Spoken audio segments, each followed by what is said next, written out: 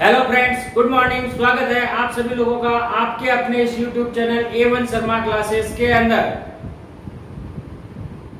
Friends, आज के इस वीडियो में जो हमारा चर्चा का विषय रहेगा वो रहेगा मानव में पाचन तंत्र। मानव में पाचन तंत्र में कौन कौन से भाग आते हैं और किस प्रकार से ये पाचन तंत्र की क्रियाएं संपन्न होती है और कौन कौन सी सहायक ग्रंथियां मुख्य रूप से यहाँ पर अपने रस स्रावित करके भोजन के पाचन में हमारी सहायता करती है और उसका अवशोषण किस प्रकार होता है और ये हमारे लिए किस प्रकार से उपयोगी होता है, इन सभी बातों का और आज के इस वीडियो में हम अध्ययन करने वाले हैं और इन्हीं सभी बातों पर चर्चा करते हुए मानव में पाचन तंत्र की संपूर्ण जानकारी आज के वीडियो में मैं आपको देने जा रहा हूं। सो फ्रेंड्स, बिना समय गवाए चलते हैं आज के अपने मुख्य टॉपिक मानव पाचन तंत्र।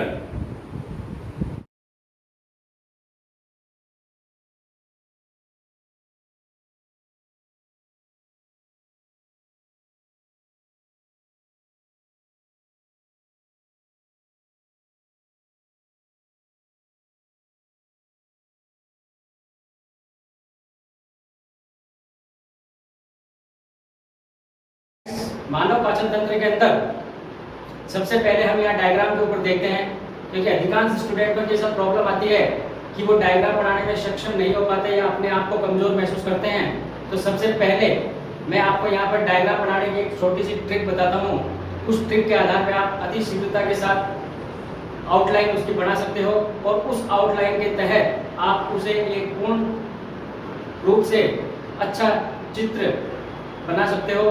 तो इसमें ये कोई रॉकेट साइंस नहीं है, क्योंकि एक छोटा सा आउटलाइन आपको यहाँ बनाना है।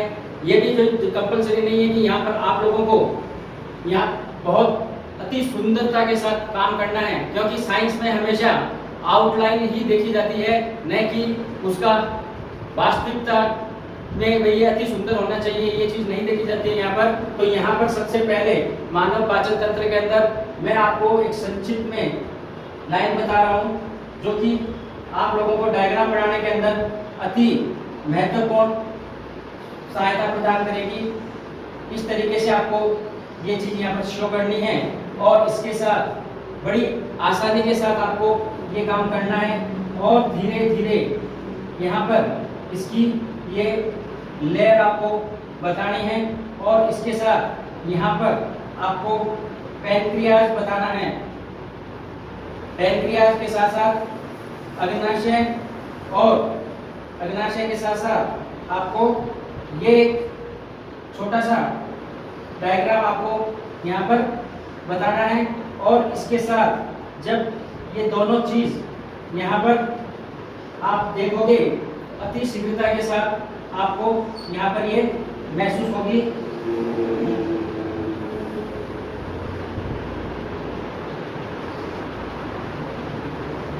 अति संक्षिप्त के अंदर केवल आउटलाइन आपको यहाँ पर बतानी है और इसी आउटलाइन के आधार पर आपको ये डायग्राम प्रदर्शित करना है। ये आप डायग्राम देख रहे हो, इस डायग्राम के तहत आप इसमें आसानी से शॉर्ट रूप दिखा सकते हो।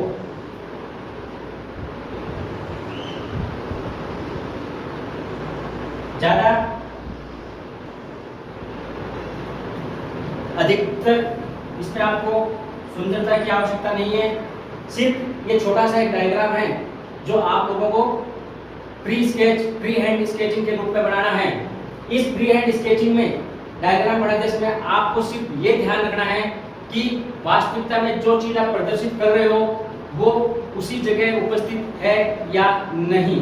जैसे पाचन तंत्र में ये जो पॉइंट आता है, ये पहला पॉइंट आता है मुंह में, जो कि पाचन तंत्र का प्राथमिक भाग होता है। प्राथमिक भाग इसलिए कहा जाता है कि पाचन तंत्र में पाचन की सबसे महत्वपूर्ण क्रिया मुंह के अंदर होती है।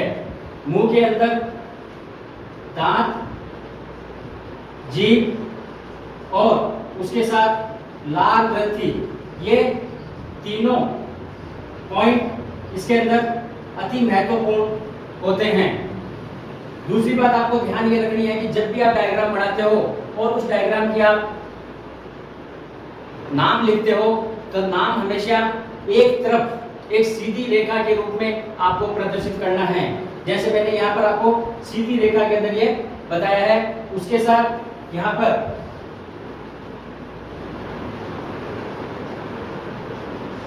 ग्रसनी, ग्रासनाल, ये इसके दूसरा पार्ट है, ये पाचन तंत्र का तीसरा पार्ट है। चौथा पार्ट आपको ये बताना है आमाशय। आमाशय के बाद पांचवा पार्ट आपको बताना है यकृत। उसके बाद और दूसरे जो इसके पार्ट है वो है वृत्तांत, यानी बड़ी आंत, और ये क्षुद्रांत यानी छोटी आंत। उसके बाद में ये इसका छठा पार्ट, ये इसका सातवां पार्ट, और उसके बाद लास्ट जो आता है इसमें मलाशय 8 नंबर पे, और फिर गुदा द्वार।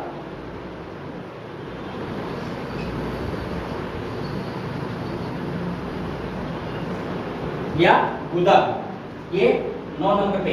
इस प्रकार से आप एक संक्षिप्त रूप में एक साफ और अति सुंदर फ्री हैंड स्केचिंग डायग्राम आपको यहाँ पर बनाना है, और इसका नामकरण इसी लय के अंदर एक पंक्ति के रूप में सीधी रेखा के साथ आपको करना है। अब इसके बाद हम सबसे पहले भोजन के पाचन के अंदर चलते हैं। तो भोजन के पाचन के अंदर हम सबसे पहले पहला जो पार्ट होता है जो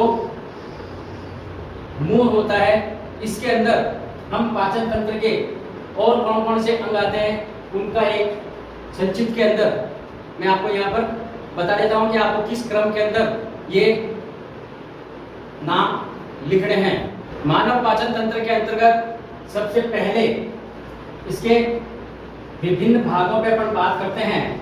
तो विभिन्न भाग के अंदर सबसे पहला हम लेंगे प्राथमिक अंग। प्राथमिक अंग के अंदर पहला आएगा मुख। मुख के अंदर आपको पहले दांत, दूसरे नंबर पे आपको जीवा,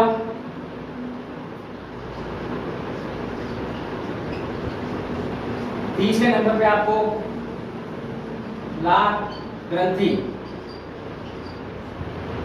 ये आपको यहाँ पर लिखना है और इसी क्रम के अंदर लिखना है, स्पेस छोड़ते हुए, ताकि एग्जामिनर को तुरंत पता लग जाए कि इसमें इन पॉइंटों का सहारा लिया गया है और इन पॉइंटों के तहत इसको एक्सप्लेन किया गया है। उसके बाद में हम इसमें देखते हैं द्वितीय अंग जो पाचन के अंदर सहायक होते हैं। द्वितीय अंग के अंदर आपको यहाँ पर दूसरे नंबर पे ग्रसनी, तीसरे नंबर पे ग्रासनाल, चौथे नंबर पे आपको आमाशय, पांचवें नंबर पे आपको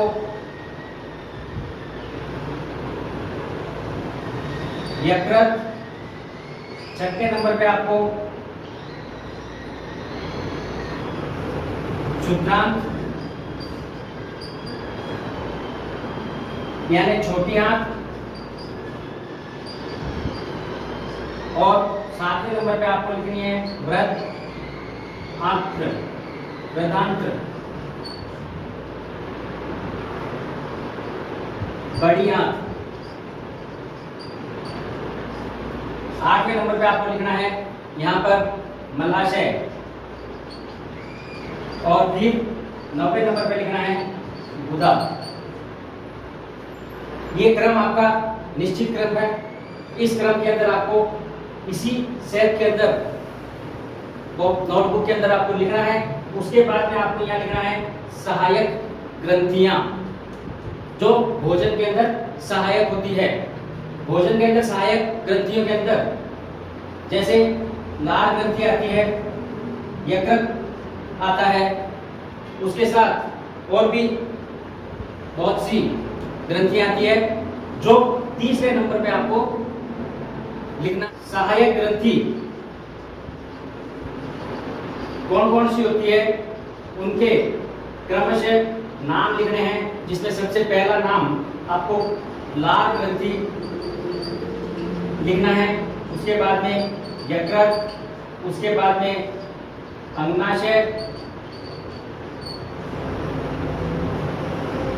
और चौथे नंबर पे पित्ताशय। ये सहायक ग्रंथियों के अंदर मुख्य रूप से आते हैं, जो कि भोजन के अंदर पाचन में सहायता करते हैं। मानव भोजन पाचन के अंतर्गत इसी श्रृंखला में आगे बढ़ते हुए जब अपना नामकरण पूरा हो जाता है चित्र के साथ, और उसके बाद हम उस नामकरण को पूर्ण रूप से एक व्यवस्थित रूप से यहाँ लिख देते हैं।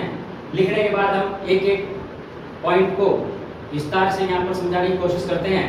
तो विस्तार से समझाने के लिए सबसे पहले पॉइंट लेते हैं अपन मुख के अंदर हम देखेंगे सबसे पहले जैसे दांत, दूसरा पॉइंट था इसमें जीभ, तीसरा पॉइंट था इसमें लाल ग्रंथि, जो सहायक ग्रंथियों के अंदर आती है।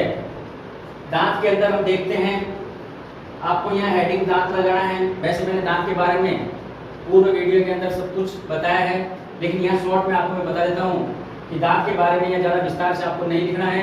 सिर्फ कुछ विशेष पॉइंट आपको यहाँ पर प्रदर्शित करने हैं। जैसे मानव में जो दांत होते हैं वो द्विबारदंती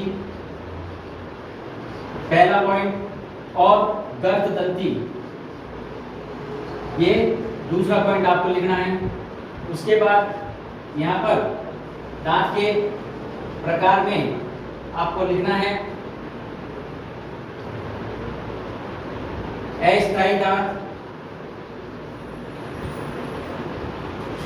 और संख्या होती है इनकी 20। उसके बाद में ये आपको ब्रैकेट में लिखना है बाल्यकाल, और उसके बाद में यहाँ पर लिखना है स्थायी दांत।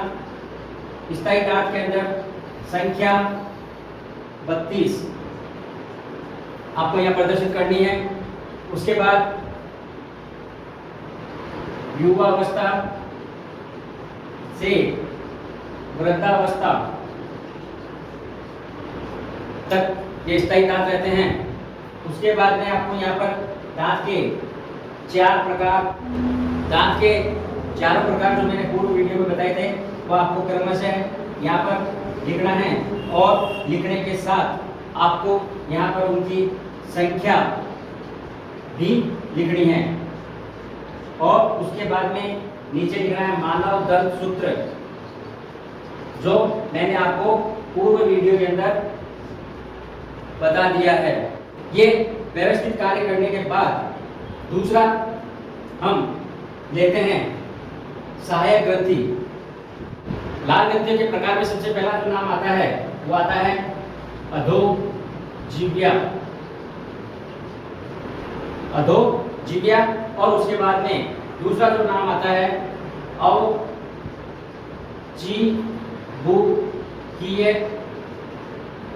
ग्रंथि। यहाँ ग्रंथि आपको सभी जगह लिखना है, अधोजीव्या ग्रंथि, अवचिबुकीय ग्रंथि और कर्ण पूर्व ग्रंथि। ये तीनों ग्रंथियां मानव के मुख में पाई जाती है, और इन्हीं ग्रंथियों के द्वारा लाल का श्रावण होता है।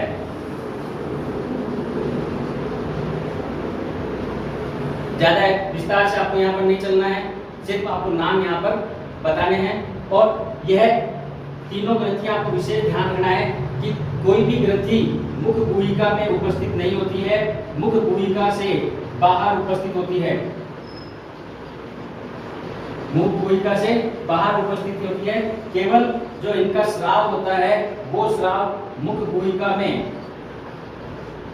पहुंचता है विशेष वाहिनी का द्वारा, जो विशेष वाहिनी का द्वारा जो इनसे जुड़ी हुई होती है उनके द्वारा मुख गुहिका के अंदर इनसे स्रावित स्राव मुख गुहिका में पहुंचता है। लाल ग्रंथियों में अगर हम संरचना में बात करते हैं तो लाल ग्रंथियों की संरचना बहुकोशिकीय होती है, बहुकोशिकीय, और उसके साथ साथ ये पिंड की होती है, यानी पिंड रूप में उपस्थित होती है। और इसकी अवस्थिति की बात करते हैं तो अवस्थिति के अंदर ये जबड़े के दोनों ओर, जबड़े के दोनों ओर उपस्थित होती है। सममित रूप, इसमें कौन सा रूप होता है? सममित रूप में स्थित होती है।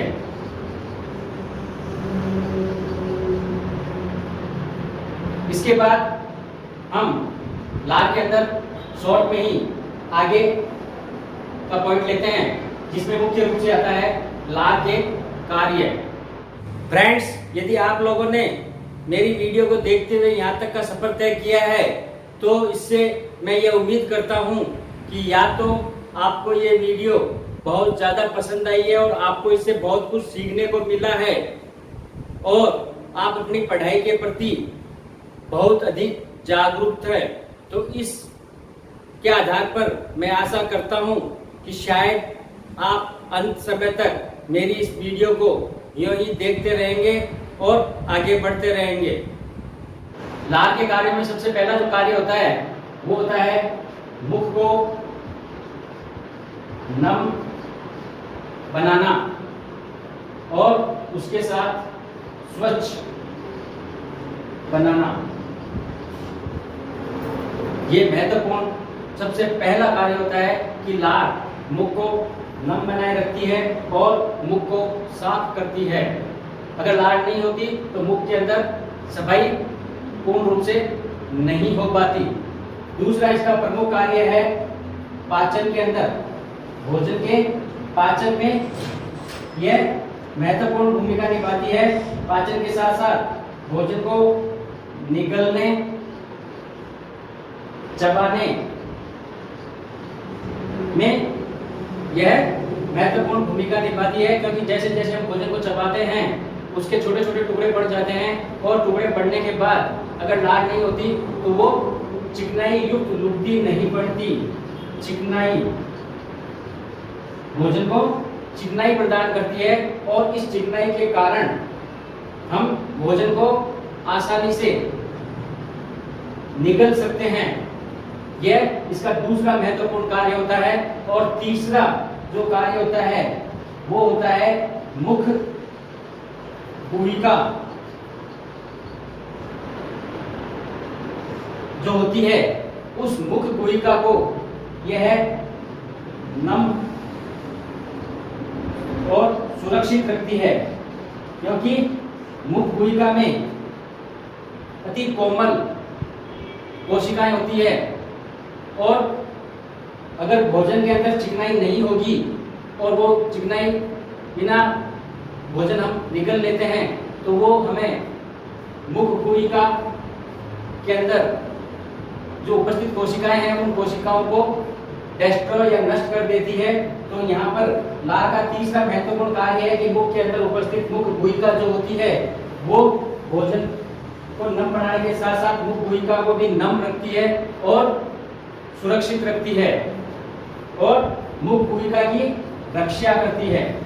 लार मुख गुहिका की रक्षा भी करती है।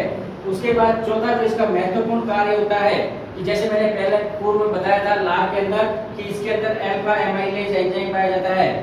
एमाइलेज जो एंजाइम उपस्थित होता है, यह एंजाइम मात्र केवल एक ऐसा एंजाइम है जो स्टार्च का पाचन करता है। भोजन के अंदर उपस्थित जो स्टार्च होता है उस स्टार्च का पाचन करता है और पाचन करके उस स्टार्च को ग्लूकोज के अंदर बदल देता है, ग्लूकोज के अंदर बदल देता है और ग्लूकोज में बदलने के साथ साथ यह माल्टोज का भी निर्माण करता है।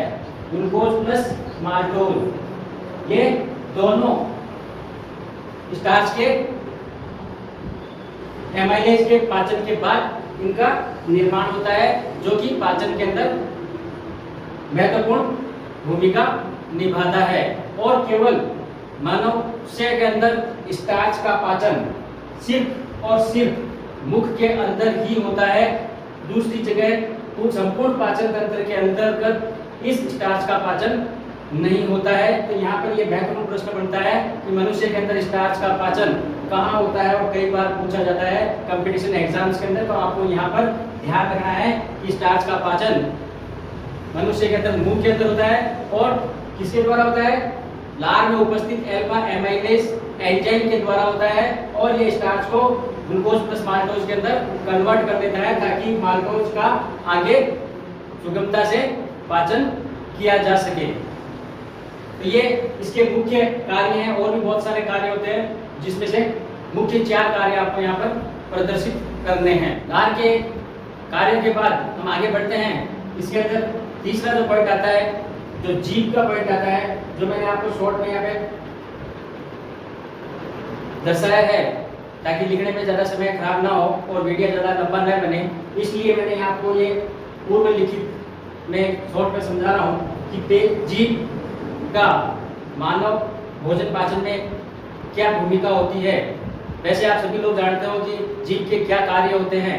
जैसे कार्य के अंदर हम देखते हैं तो सबसे पहले वह बोलने में या शब्दों के उच्चारण में हमारी भूमिका हमें सहयोग प्रदान करती है। मुख के अंदर चारों तरफ जीभ को घुमाकर दांतों की सफाई की जा सकती है। और भी बहुत से ऐसे कार्य जो आप लोग अपने मन से लिख सकते हो, लेकिन इसमें सबसे प्रमुख जो कार्य होता है वो कार्य ये होता है कि जीभ के ऊपर स्वाद कणिकाएं उपस्थित होती है, जो कि आपको इस संरचना इस टाइप से आपको दिखाई दे रही है। इस टाइप से ये मनुष्य की जीभ होती है और मनुष्य की जीभ की संरचना आगे से का जो हिस्सा होता है, ये आगे का हिस्सा मुक्त होता है, जो कि आगे पीछे घूम सकता है, और पीछे का हिस्सा जो होता है वो आधार भाग से जुड़ा होता है। और जीभ एक मांसल पेशीय संरचना होती है। इसके अंदर जो स्वाद कणिकाओं की जो मैं बात कर रहा हूँ, इसके अंदर ये स्वाद कणिकाएं यहाँ पर उपस्थित होती है। सबसे पहले अग्रिम स्तर के ऊपर, अग्रिम भाग के ऊपर यहाँ स्वाद कणिकाएं उपस्थित होती है जो मीठे का ज्ञान प्रदान करती है। उसके बाद में साइड के अंदर स्वाद कणिकाएं दोनों किनारों पर उपस्थित होती है और इन दोनों किनारों के ऊपर यह तीखे का या नमकीन का ज्ञान प्रदान करती है। उसके बाद अंतिम छोर पर जो स्वाद कणिकाएं होती है वो कड़वेपन का ज्ञान प्रदान करती है। तो इस प्रकार पीछे का स्तर कड़वापन, ये नमकीन और ये मीठापन, ये तीनों ही पोजीशन भोजन के स्वाद को बतलाने के अंदर हमें सहयोग प्रदान करती है। और इसके साथ साथ हम जीभ की क्या भूमिका होती है, जो महत्वपूर्ण भूमिका होती है कि जब हम दांतों के द्वारा भोजन को चबा लेते हैं, लार के द्वारा उसमें मिश्रित होने से भोजन चिकना हो जाता है, ग्रास नम हो जाता है, एक लुट्टी टाइप हल्का ग्रास जब बन जाता है, तो उस ग्रास को बनने के बाद जब वो ग्रास जीभिया के पृष्ठ भाग पर पहुंच जाता है, इस भाग पर जब वो ग्रास पहुंचता है तो यहाँ से इस जीभ के अंदर पेशीय संकुचन होता है और इस पेशीय संकुचन के कारण जीभ की पेशियां और ग्रास नली की जो ग्रसनी की जो पेशियां होती है उनमें संकुचन आरंभ हो जाता है, जिससे जीभ का आगे का भाग ऊपर उठता है और ग्रास पे दबाव डालता है। जैसे ही ग्रास पे दबाव डालेगा, ग्रास उस दबाव के कारण आगे बढ़ेगा और तालु जीवा पृष्ठ भाग पर उपस्थित जो ग्रास होता है वो दबाव उत्पन्न होने के कारण फिसलकर ग्रसनी के अंदर पहुंच जाता है और ग्रसनी के अंदर पेशी संकुचन होने के कारण ये ग्रास घाटी ढक्कन से होता हुआ ग्रास नली के अंदर प्रवेश करता है। ग्रास नली के अंदर आंतरिक संकुचन जब आरंभ हो जाता है धीरे धीरे उसमें लय बनती है और संकुचन आगे बढ़ता है, तो उस संकुचन के कारण यह जो ग्रास है वो ग्रास नली से होता हुआ अंत छोर पर पहुंच जाता है और अंत छोर पर पहुंचने के बाद जठर द्वार द्वारा आमाशय में प्रवेश करता है। यह इसकी मुख्य भूमिका होती है जीभ की, जो भोजन के पाचन में अपना महत्वपूर्ण सहयोग प्रदान करती है। फ्रेंड्स, अभी भी यदि आप लोगों ने मेरे चैनल को सब्सक्राइब नहीं किया है तो आप लोग अति शीघ्रता के साथ मेरे चैनल को सब्सक्राइब कर लीजिए, बेल आइकन को प्रेस कर दीजिए ताकि मेरे आने वाली नई वीडियोस का नोटिफिकेशन आपको तुरंत पहुंच सके और आप उसका शीघ्रता से लाभ उठा सके। सो फ्रेंड्स, थैंक यू, मिलते हैं नेक्स्ट वीडियो के अंदर, तब तक के लिए बाय बाय।